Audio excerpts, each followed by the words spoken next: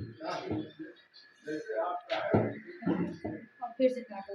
Hello friends, नमस्ते। आप लोग कैसे हैं? आई होप आप लोग अच्छे होंगे। देख लीजिए फ्रेंड्स, हम बना रहे हैं खाना। आलू टमाटर की सब्जी बनाई।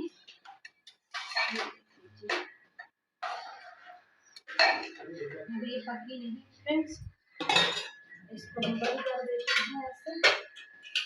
बना रहे हैं रोटी।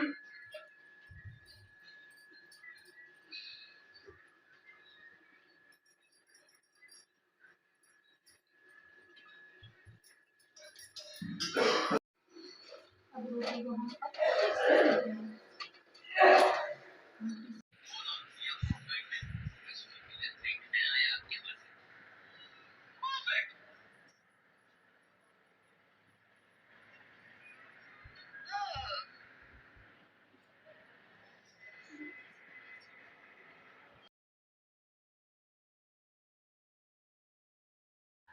पानी लगा के रोटी ऐसे कभी कभी बना लेना चाहिए ऐसे भी। सब चूल्हा में बनाओ तो अच्छी बनती है, लेकिन चूल्हा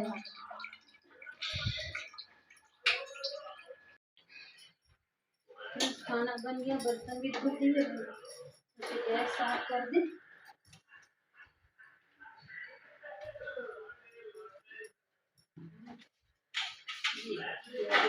साफ कर दी, साफ करके पड़ा जाएगा फिर एक काम पड़ा है।